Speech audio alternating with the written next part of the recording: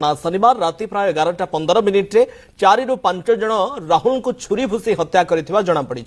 संपृक्त युवक को रक्त जुड़ुबुड़ अवस्था तुरंत स्थानीय एक घरोई हस्पिटाल निया जायतिला परे कैपिटल हस्पिटाल स्थानांतर करा जायतिला।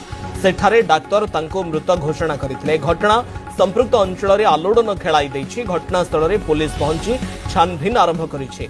सूचना अनुसार राहुल ऑक्सीजन सिलिंडर कारबार करती। यह छड़ा से जड़े यूट्यूब ब्लॉगर भाव में परिचित।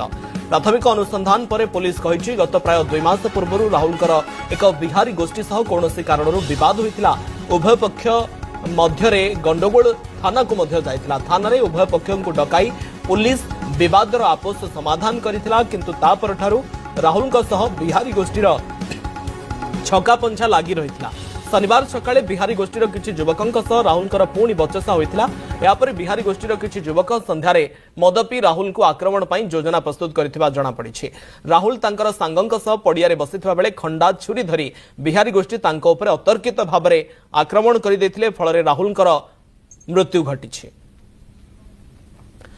फलान रे उपस्थित रहउछन्ती सहयोगी अतुल्य बाउत। अतुल्य